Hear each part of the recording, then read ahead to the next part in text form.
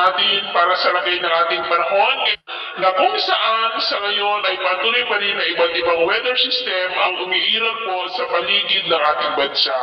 Mayroon po tayong shear line dyan sa may extreme northern zone, easterly sa eastern section o dyan sa silangan ng ating bansa, habang may LPA pa rin sa southeastern part ng Mindanao na tinawag nga po na Invest 93W. Hindi pa rin pinaalis ang posibilidad na lalakas pa yan sa susunod na mga araw na siya pong magpapalakas o hahatak sa habagat. Kaya po ninyo nakikita ay may dumadaloy na po na southwesterly wind o mahinang daloy ng habagat dyan po sa kanulang bahagi ng ating bansa. Indikasyon po yan na malapit na tayo natutungo sa tag-ulan season o yung habagat season. And by end of May or early June ay opisyal na po na ideklara ang simula ng tag-ulan dito po sa ating bansa. At kung habagat season na o yung tag-ulan ay mas mataas na rin ang tsansa na mag-develop ang mga sama ng panahon at ito ang pinapakita ng forecast model natin po ang ginagamit hanggang po sa susunod na 2 linggo. At sa lagay ng ating panahon, ngayong madaling araw ay maayos ang panahon sa malaking bahagi ng ating bansa, pero may tsansa pa rin ng mga isolated rain sa ilang bahagi ng Central Luzon,